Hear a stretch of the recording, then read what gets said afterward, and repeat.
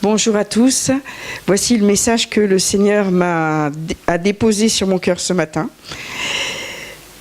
On va parler de ces petits gestes justement qui font la différence. On va parler de l'amour encore et encore. C'est mon sujet. C'est vraiment la mission que le Seigneur m'a donnée, c'est de parler de son amour. Quand on parle de l'amour, on parle de Dieu lui-même. Et bien souvent, les gens se compliquent la tête. Nous, les chrétiens, on se complique la tête, mais alors restons simples. Il y a des gestes simples qui peuvent se transformer en miracles. Et c'est vrai qu'en tant que croyants, nous sommes appelés à vivre des choses glorieuses. Mais souvent, on pense que les choses glorieuses, eh bien, c'est pour certains, c'est pas pour tous. Non, ça c'est complètement faux. Dieu veut agir de façon surnaturelle dans nos vies et il veut le faire tout simplement dans nos gestes simples, dans nos paroles simples, pas chercher des choses compliquées. Si vous étiez, par exemple, un constructeur immobilier et qu'une grande opportunité s'offrait à vous, mais qu'il fallait déplacer une montagne pour construire un immeuble, eh bien, vous mettriez tout en œuvre. Il faudrait beaucoup de temps, peut-être, beaucoup d'argent, beaucoup de moyens pour déplacer une montagne. Il y en a qui ont déplacé des montagnes comme ça. Et il faudrait vraiment beaucoup de ressources financières pour la déplacer, cette montagne. Jésus, lui, nous a parlé de montagne. Et il a simplement dit à cette montagne, ôte-toi de là et jette-toi dans la mer. Nous avons vraiment de la puissance dans ce que nous disons. Bien sûr, ce sont des montagnes spirituelles, mais ce sont des circonstances qui sont contre notre vie, contre notre travail, contre nos enfants, nos parents, nos conjoints. Mais ces circonstances, par une simple parole de foi, peuvent être déplacées. Ça c'est vraiment formidable parce que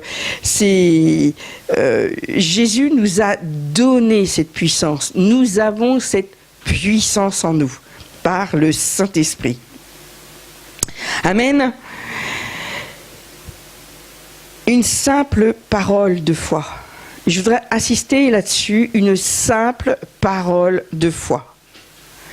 Et nous, quelquefois, nous voulons faire que des grandes choses et nous ne savons pas comment faire des grandes choses. Alors que les grands projets, pour avoir étudié comment faire un projet, justement, dans mon travail, eh bien, on sait que les grands projets sont faits d'une multitude de ce qu'on appelle des sous-projets et de petits projets. Et en réalité, si vous pensez à un mariage, je pense que le mariage de roi et de reine, par exemple, hein, le fameux mariage de Lady Di, par exemple, a été quelque chose qu'il a fallu mettre en place des mois et des mois, et ça a été très très compliqué. Il y a certainement qu'il y avait des centaines de personnes à construire ce mariage. Alors que si nous voulons faire un mariage à notre niveau, eh bien c'est assez simple en fin de compte.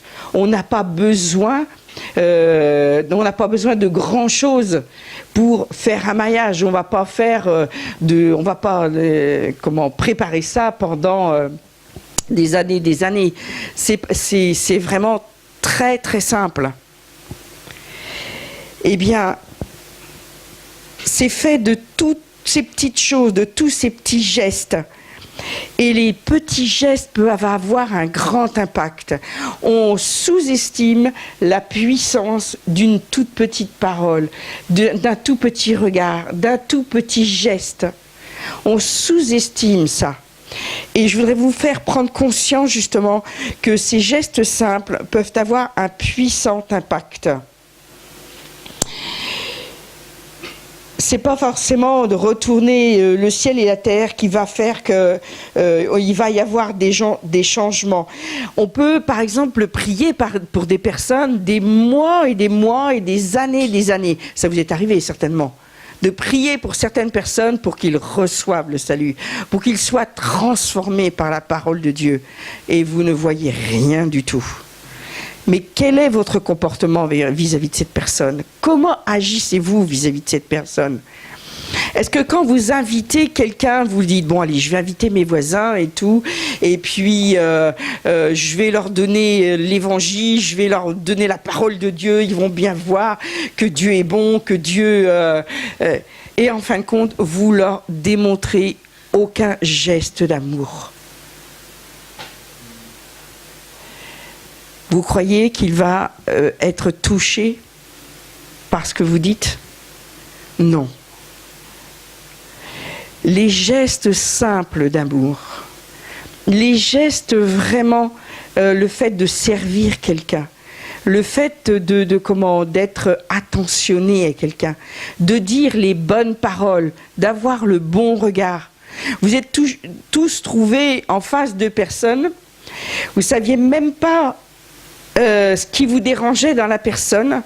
C'était une attitude, c'était quelque chose, une intonation de voix, mais ces personnes vous mettaient mal à l'aise. Et ça peut même être des chrétiens.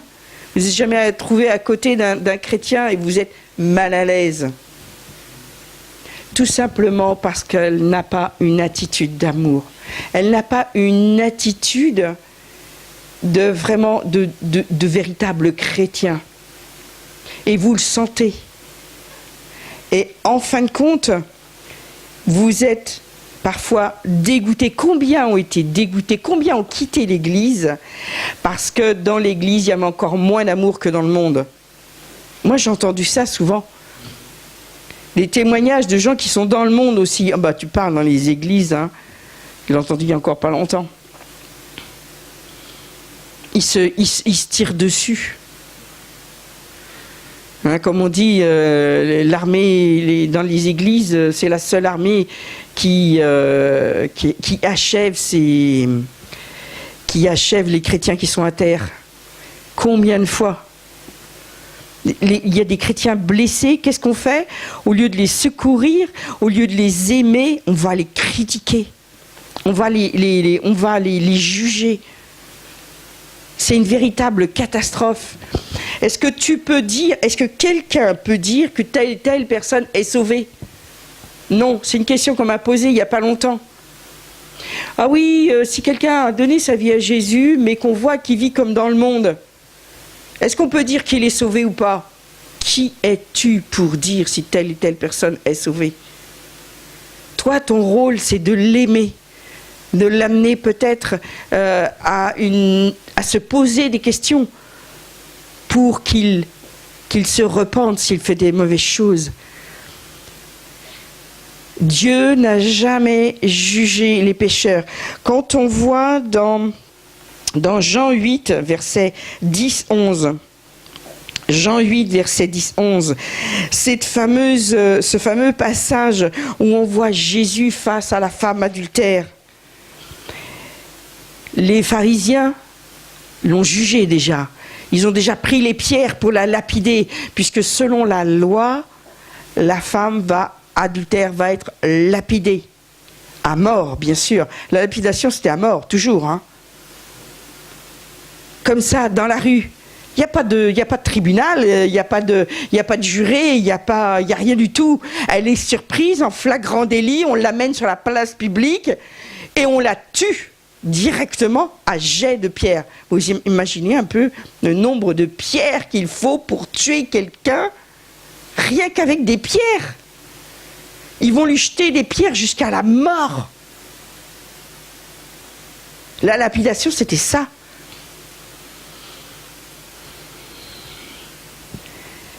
Et Jésus va lui dire, alors, s'étant relevé, ne voyant plus que la femme, Jésus lui dit, « Femme, où sont ceux qui t'accusaient? Personne ne t'a-t-il condamné ?» Elle répondit, « Non, Seigneur. » Et Jésus lui dit, je ne te condamne pas non plus. Va et ne pêche plus. Jésus n'a pas fait de grands laïus. Jésus était en train de, pendant que les pharisiens accusaient cette femme, qu'est-ce qu'il faisait? Il était en train de dessiner par terre. Vous savez, comme les enfants, souvent, ils prennent un bâton et puis ils dessinent par terre. Ils font des petits dessins. Il n'écoutait même pas. Il baissait la tête, puis il était en train de faire un petit dessin par terre. Il ne s'est pas dit, mais non, il n'a pas fait un grand laïus, un grand discours pour défendre cette femme et accuser les pharisiens. Il n'a pas fait ça. Il faisait un petit dessin. Il a simplement dit que celui qui n'a pas péché lui jette la première pierre. Et les gens, les pharisiens se sont sentis accusés par cette parole, par leur conscience.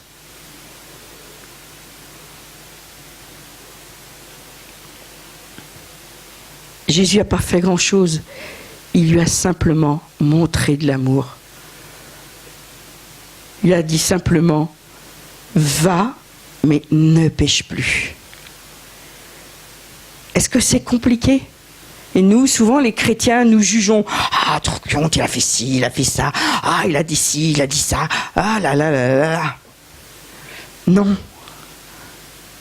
Nous devons montrer. Oui, nous devons haïr le péché, mais nous devons montrer de l'amour par de simples petites paroles, des simples petits gestes. Jésus n'a même pas prié le Père dans cette situation. Il n'a pas dit, Père, qu'est-ce qu'il faut que je fasse pour vis-à-vis de cette femme, vis-à-vis de la loi. Il n'a pas fait ça. Il a répandu son cœur d'amour. Tout simplement. Et cette femme, par l'amour de Jésus, a été simplement délivrée, libérée, justifiée.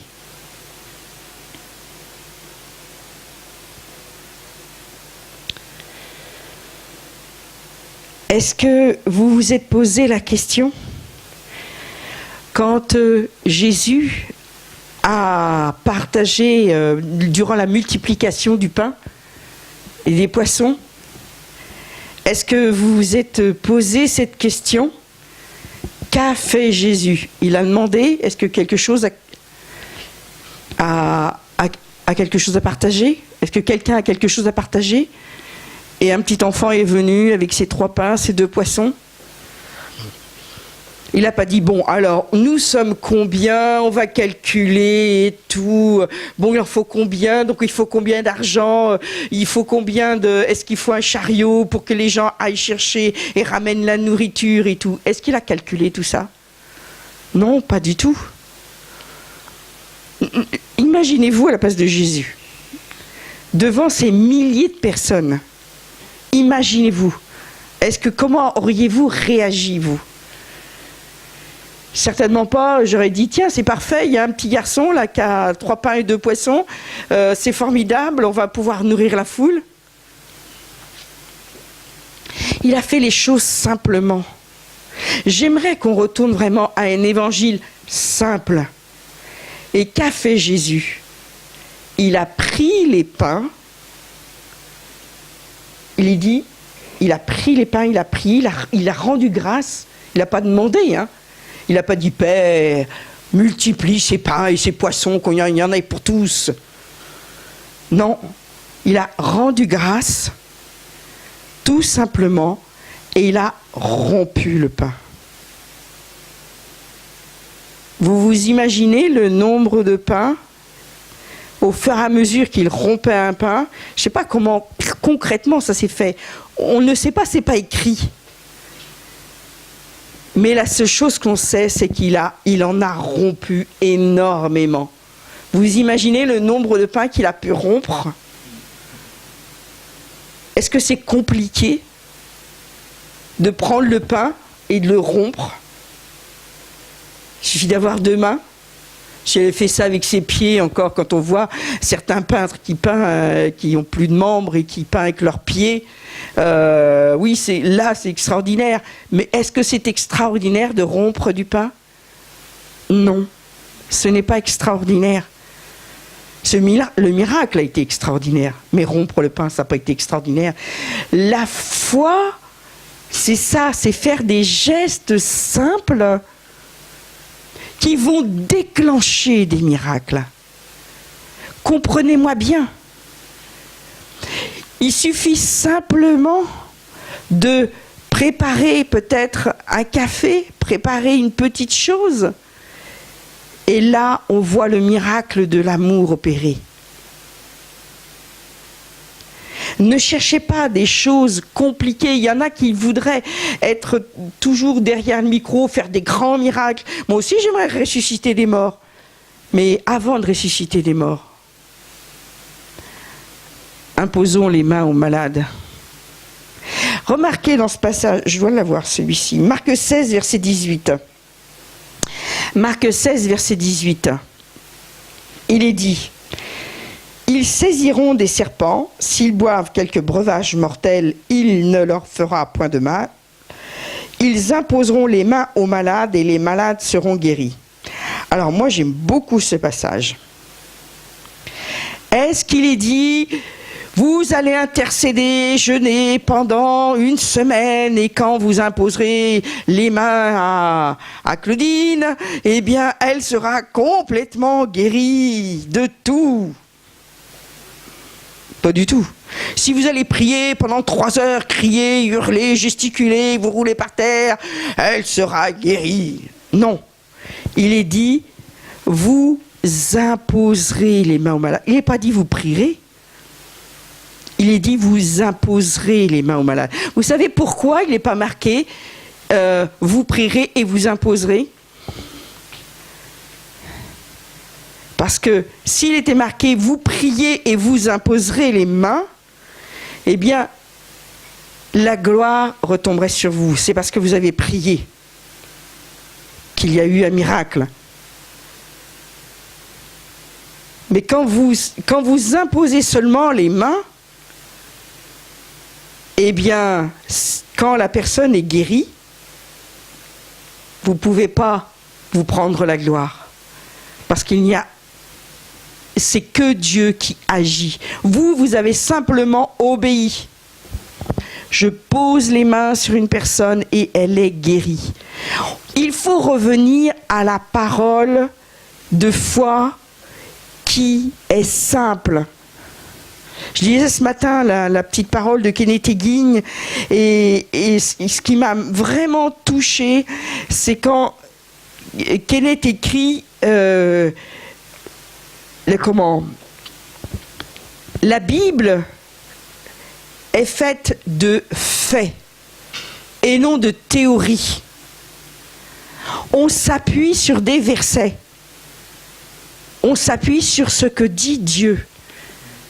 Dieu dit par ses meurtrissures, vous avez été guéris.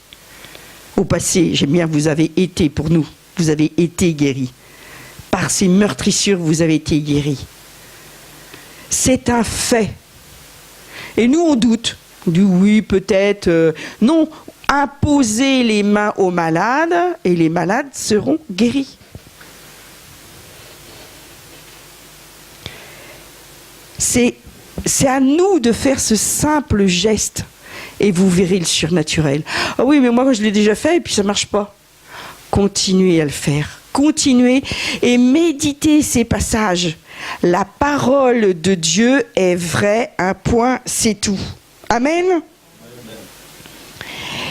Bien souvent, nous voulons voir des miracles alors que nous ne faisons rien.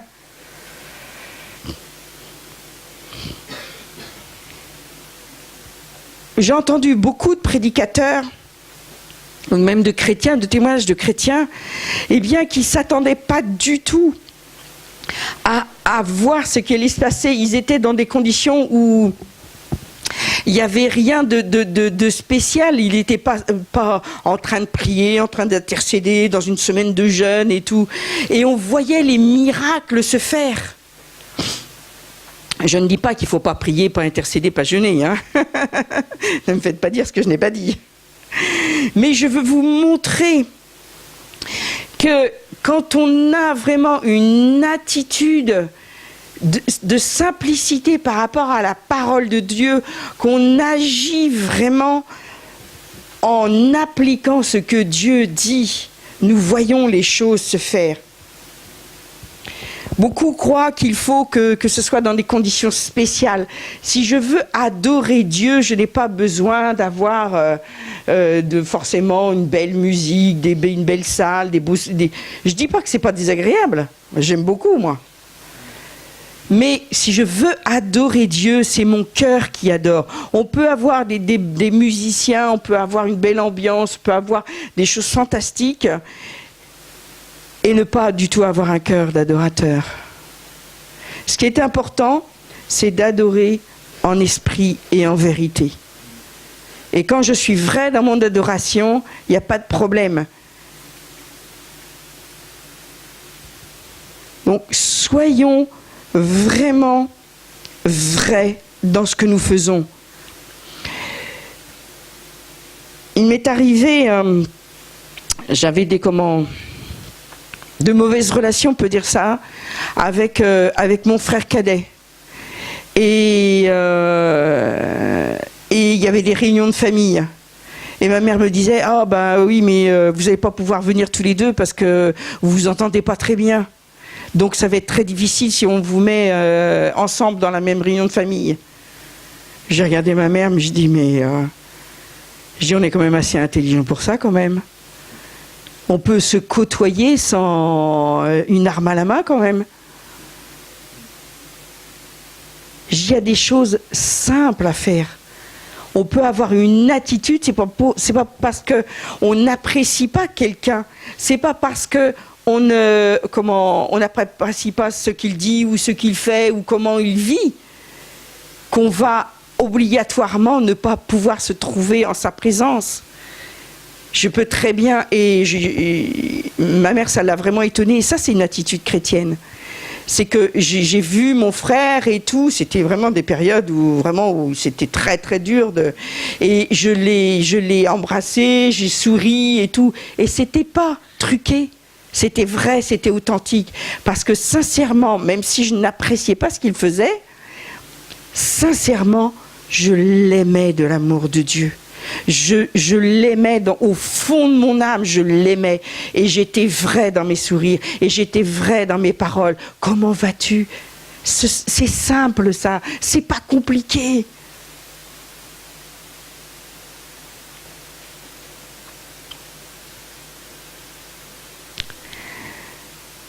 Est-ce que c'est compliqué, comme Ruben nous parlait tout à l'heure, de la joie de donner? Est-ce que c'est compliqué de faire la vaisselle? Est-ce que c'est compliqué? Et pourtant, c'est un acte d'amour. Et si vous faites quelque chose avec la rage au cœur, il vaut mieux pas le faire. Hein. Cherchez d'abord à avoir l'amour dans votre cœur pour faire quelque chose, même quelque chose que vous n'aimez pas faire. Cherchez à avoir de l'amour et vous verrez comme c'est simple de faire les choses. Et de ne pas remettre au lendemain ce qu'on peut faire le jour même. Il y a beaucoup de personnes qui sont touchées par ces simples gestes, ces simples petites paroles d'amour, ces simples soutiens. Il m'est arrivé des fois de simplement poser la main sur quelqu'un et ne rien dire. Les personnes m'ont dit après... Oh, ton geste m'a ému, ton geste m'a touché. T'as pas essayé de m'expliquer, de me convertir, non, tu as été, c'est simplement, c'est quelque chose que je faisais beaucoup dans les séminaires, ça, selon ce que le Seigneur me disait, m'envoyait vers telle ou telle personne, je la prenais dans mes bras, je la serrais et je l'embrassais. Ces gestes d'amour, beaucoup m'ont dit, ne perds jamais ça. Ces gestes d'amour authentique, c'est pas une méthode. Ça venait du fin fond de mon esprit, de mon âme. Dieu a déposé dans chacun de ses enfants son amour. Vous le croyez, n'est-ce pas ?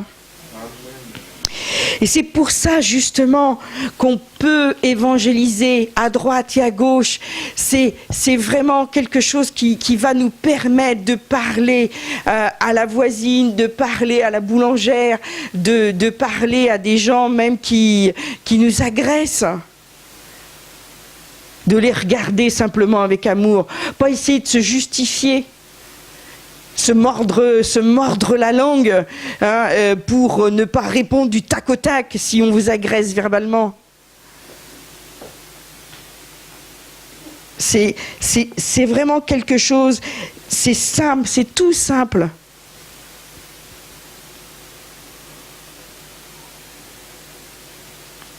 Quand je vois beaucoup de personnes qui se plaignent alors qu'elles n'ont aucune raison de se plaindre. Ah, j'ai beaucoup de travail à faire et tout, tu te rends pas compte de tout ce que j'ai à faire. Ah là là, c'est compliqué. Je vois certaines femmes qui sont simplement en couple, qui n'ont pas d'enfants ou qui ont leurs premiers enfants. Ah là là, quelle charge! Non, avoir un enfant, c'est un pur bonheur. C'est pas une charge. Oui, ça te demandera de te lever tôt, de te lever la nuit, ça te demandera d'être toujours après, toujours à nettoyer, toujours à... Oui, mais c'est un pur bonheur. Quand certaines mères se plaignaient, parce qu'avec un enfant, j'osais pas dire que j'en avais eu 5. C'est vraiment quelque chose qui doit nous porter. C'est l'amour que Dieu a mis dans nos cœurs. Et tout paraît beaucoup plus simple. En tant que pasteur, bien souvent j'ai entendu beaucoup de pasteurs dire mais bon, on va tout laisser tomber. Et il y en a beaucoup qui abandonnent.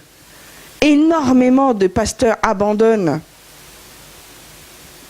Il y a eu des statistiques, il y avait 50% des pasteurs qui abandonnent, qui ferment leurs églises.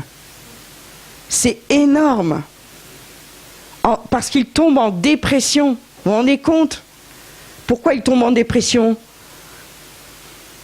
Parce qu'ils ont trop d'amour pour leur brebis et qu'ils n'arrivent pas à le gérer. Parce qu'ils ne voient pas d'avancement, ils ne voient pas les personnes grandir, ils ne voient pas vraiment d'amour dans les frères et sœurs. Et ça là, et le cœur d'un pasteur, il est mis en 1000 morceaux. Chaque jour, il est mis en 1000 morceaux. Et on ne peut s'appuyer que sur l'amour que Dieu a mis dans nos cœurs pour continuer à avancer dans le ministère.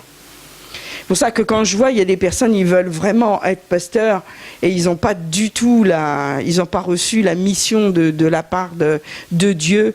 Ils vont au-devant de catastrophes. Être pasteur, c'est vraiment un cœur de père et de mère à la fois, en n'ayant aucune reconnaissance.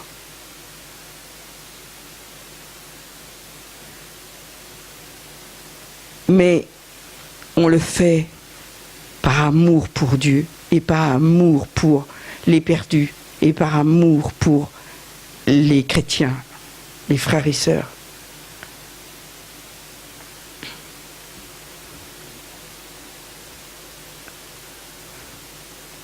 Quand on avait fait l'enseignement à IBM justement sur les ministères et il parlait du pastorat et je me dis mais franchement on a envie de courir, mais dans l'autre sens, surtout pas devenir pasteur. Ça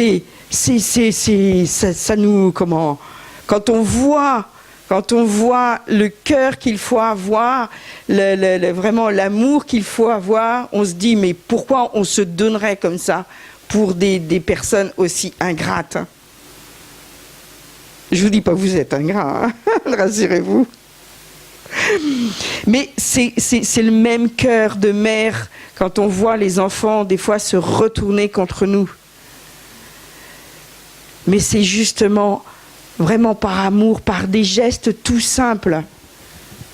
Ma petite fille que je garde, et quand je veux lui débarbouiller autour de la bouche, surtout quand elle a mangé des carottes, elle est toute orange jusqu'au bout du nez. Quand elle voit la lingette et tout, elle grimace et tout, puis elle fait tout pour que je lui lave pas le visage. Ben, je me dis que ces petits gestes, eh bien, je vais pas la laisser avec sa carotte sur le bout du nez et puis son petit visage tout orange. Je vais automatiquement la nettoyer. Mais elle aime pas ça. Elle aime pas ça. Mais ça, c'est des petits gestes d'amour parce que j'ai pas envie qu'elle reste toute sale. Et qu'elle, avec la nourriture, que ça devienne des boutons ou je sais pas quoi. Je vais le faire. Ce sont des petits gestes, des milliers de petits gestes. Je crois que personne, s'il y pense vraiment, aime changer la couche d'un bébé. Surtout quand il a fait ce que... Hein? Ben oui, hein? Ça sent mauvais. C'est désagréable, franchement. On fait ces gestes-là par amour. Et il y a tellement de choses qu'on fait par amour. Alors, soyons vraiment des chrétiens qui vont avoir ces petits gestes. Et je vous assure que ces petits gestes vont vous emmener dans le surnaturel. J'écoutais aussi une vidéo ce matin avec Alain-Patrick Senguet et qui parlait de l'onction. Ah, ça intéresse tout le monde, l'onction. Tout d'un coup, là, l'onction, waouh!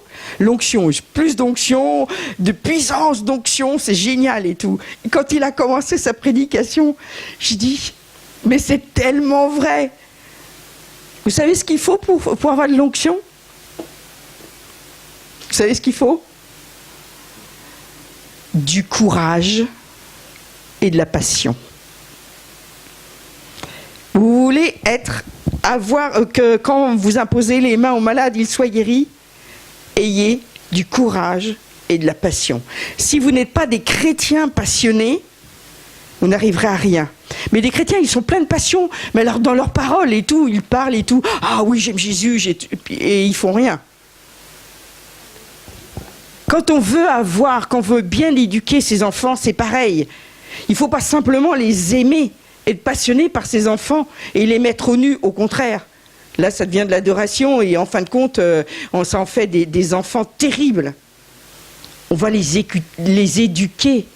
Et les éduquer, il faut beaucoup de courage pour dire non à un enfant. Je veux un gâteau! Quand ils se mettent à hurler et à trépigner et à taper du pied et à se rouler par terre. Hein? Et que toi tu sais qu'il ne faut pas, tu vas lui dire non, tu n'auras pas ce gâteau, parce que si tu manges le paquet de gâteaux, tu n'auras pas les bons ingrédients pour nourrir ton corps et tu deviendras peut-être obèse. Dire non à un enfant, c'est pas facile. Beaucoup ne savent pas dire non à un enfant.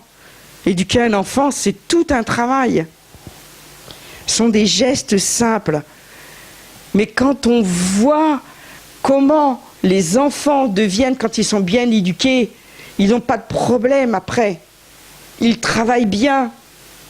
Ils peuvent être courageux et réussir à leurs examens.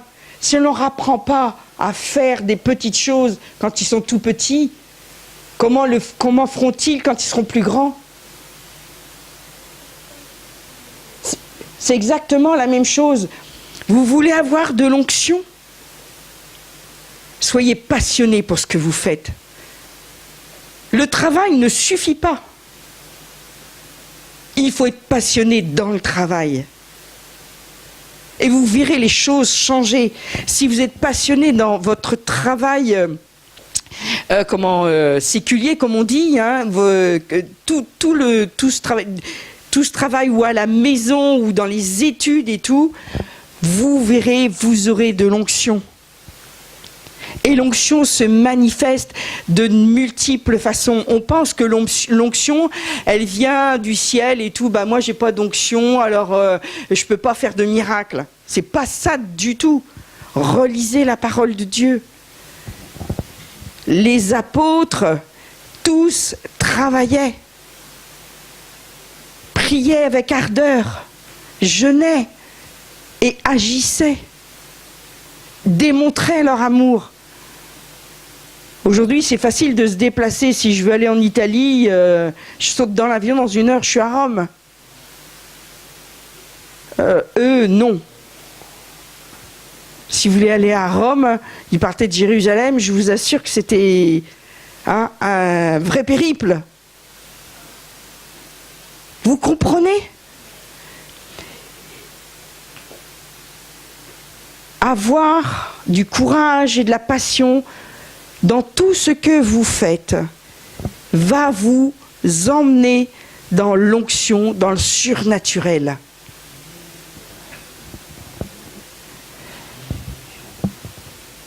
Les gestes simples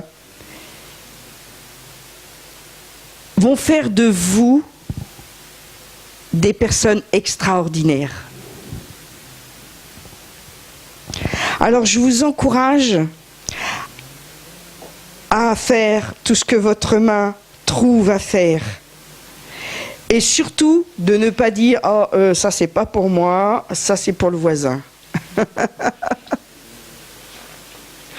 J'entends les pensées, je suis comme Jésus. Hein.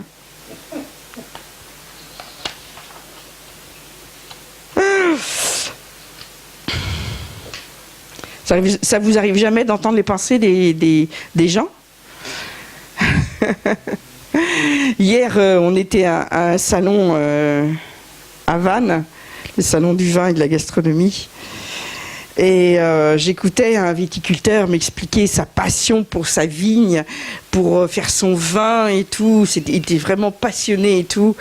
Et à un moment, je l'ai laissé, on l'a vraiment laissé s'exprimer et tout. Puis à un moment, je lui ai dit, écoutez, ce que vous devriez, c'est transmettre votre passion. Vous devriez l'enseigner à d'autres. C'est vraiment des termes bibliques que j'ai repris.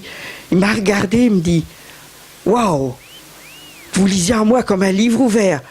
Vous me connaissez mieux que moi. » Il était là, il était soufflé. Mais j'avais lu en lui, j'avais vu ses pensées. C'était vraiment ça. Il y a des choses toutes simples quand on est à l'écoute du Saint-Esprit en tout lieu.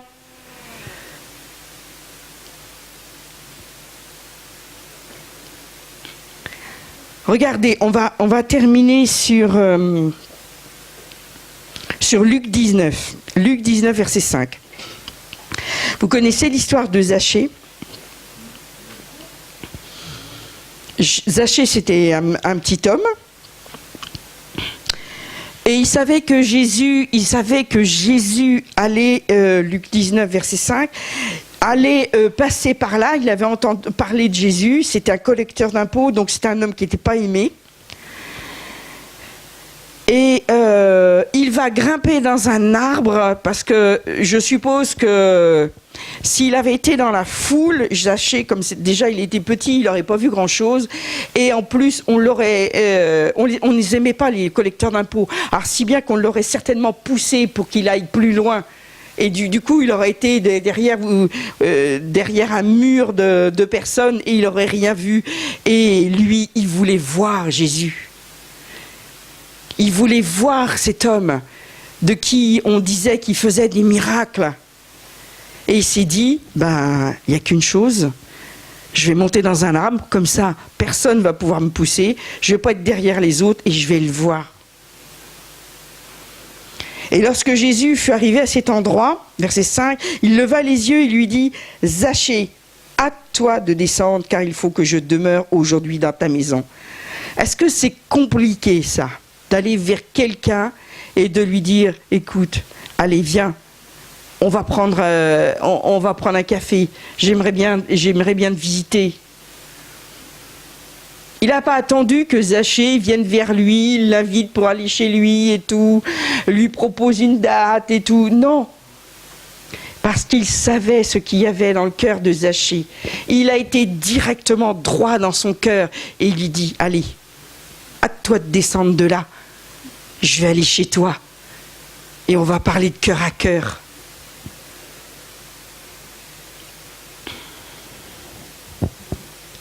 Vous vous rendez compte, il s'est invité parce qu'il voyait vraiment ce qu'il y avait en lui. C'est un geste d'amour tout simple. Et qu'est-ce qu'il a dit, Jésus, au verset 9 ?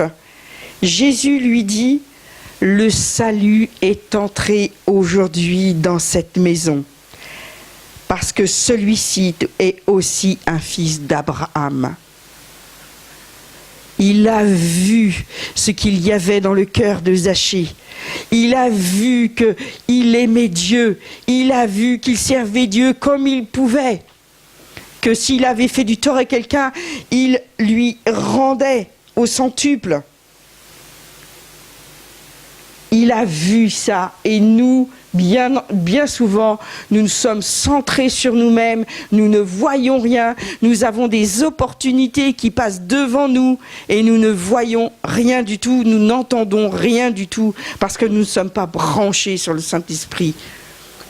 Si nous sommes constamment branchés sur le Saint-Esprit, quand nous nous occupons de nos dossiers au travail, quand nous faisons quelque chose dans le jardin, quand nous sommes à nous occuper des enfants ou de la maison, quand nous sommes dans les études, si nous sommes continuellement branchés sur Saint-Esprit, si nous travaillons tout le temps avec passion dans ce que nous faisons, en rendant grâce à Dieu, nous verrons, nous entendrons vraiment le Saint-Esprit nous parler et nous verrons les miracles survenir. C'est avec des gestes simples que Jésus a pu dire « Le salut est entré dans ta maison ». Bien sûr, il est entré physiquement dans la maison de Zachée, mais surtout ce qu'il était en train de dire « Le salut est venu pour toi, Zachée. Il est venu pour toi. Je suis le salut. Et tu vas recevoir la vie éternelle. » Il lui parlait prophétiquement, parce qu'il savait que Zachée accepterait Jésus comme son sauveur et Seigneur. Il savait déjà, parce que le cœur de Zachée était prêt. Par des gestes simples, le salut est entré dans le cœur de Zachée. Dans Éphésiens 2.10, on va terminer par ces deux versets. Dans Éphésiens 2.10 et après dans Éphésiens 3. Alors 2.10 d'abord.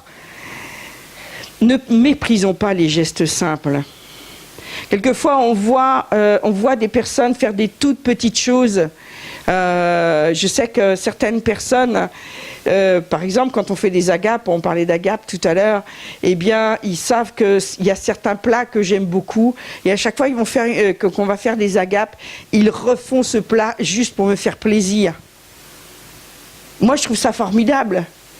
Ils ont fait simplement attention, et c'est des toutes petites choses. Il n'est pas compliqué, c'est des toutes petites choses. Il est dit dans Éphésiens 2.10, « Car nous sommes son ouvrage, ayant été créés en Jésus-Christ pour de bonnes œuvres que Dieu a préparées d'avance afin que nous les pratiquions. » Vous savez que j'aime beaucoup ce verset. Nous sommes son ouvrage et nous pouvons faire justement ces œuvres magnifiques. Dieu les a préparées d'avance. Qu'est-ce que nous faisons pour faire ces œuvres, pour être à l'écoute, pour voir ces œuvres?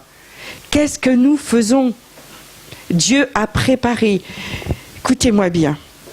Pour chacun d'entre nous, aujourd'hui, pour tous ceux qui nous écoutent, Dieu a préparé d'avance des œuvres afin que vous les pratiquiez. Est-ce que vous connaissez ces œuvres? Est-ce que vous avez vu ces œuvres devant vous? Est-ce que vous avez pratiqué ces œuvres? On ne peut pas pratiquer quelque chose qu'on ne sait pas ce que c'est. Dieu vous le dit. Moi, il m'a jamais rien dit. Si Dieu te le dit, tu n'étais pas là pour écouter peut-être. Tu étais absorbé par autre chose peut-être. Peut-être tu n'as pas assez médité la parole de Dieu et tu n'as pas vu que Dieu t'a parlé dans sa parole. Si vous voulez connaître la volonté de Dieu, j'ai bien aimé cette question que... C'est pas John Gillette, mais c'est Curry Blake qui avait posée cette question à John Wesley. Non, c'est pas ça. Je me souviens plus. Quel autre prédicateur? Et il lui a dit, mais comment je peux connaître la volonté de Dieu? C'est une bonne question, ça. Hein? Comment je peux connaître la volonté de Dieu pour ma vie? Le prédicateur, il a dit, il lui a simplement répondu, lis la parole. La volonté de Dieu pour ta vie est dans la parole de Dieu. C'est simple, hein? Si tu lis la parole, si tu médites la parole, ce sont des choses simples. Non, nous, les chrétiens, ils veulent des visitations, des je sais pas quoi, Quelquefois, c'est le genre de choses qui m'énervent. C'est simple de faire ce qu'il y a devant toi. Et tu verras les miracles se faire. Et le verset Éphésiens 3, versets 20 et 21, le chapitre suivant, un des versets aussi que je cite très souvent. Or, à celui qui peut faire par la puissance qui agit en nous infiniment au-delà de tout ce que nous demandons ou pensons. J'avais pris toute une semaine pour méditer ce verset. Je peux faire par la puissance qui agit en moi, mais au-delà de ce que je demande, de ce que je pense. Waouh! Au-delà. Alors, bien des fois, je me dis, oh là, je pense pas que je pourrais faire ça. Combien de fois on s'est dit ça? Ah non, je pense pas que je pourrais faire ça. Dieu dit que tu peux faire au-delà de ce que tu penses. Au-delà de ce que tu demandes. Il y a certaines personnes qui disent, bah, si je ne l'ai pas demandé, je ne peux pas l'avoir. Ben, si. Tu peux le faire. Dieu dit, par la puissance qu'il a mis en nous, tu peux faire au-delà de ce que tu demandes ou ce que tu penses. Et à lui soit toute la gloire. Amen. Merci Seigneur pour toutes ces paroles que tu nous as données ce matin.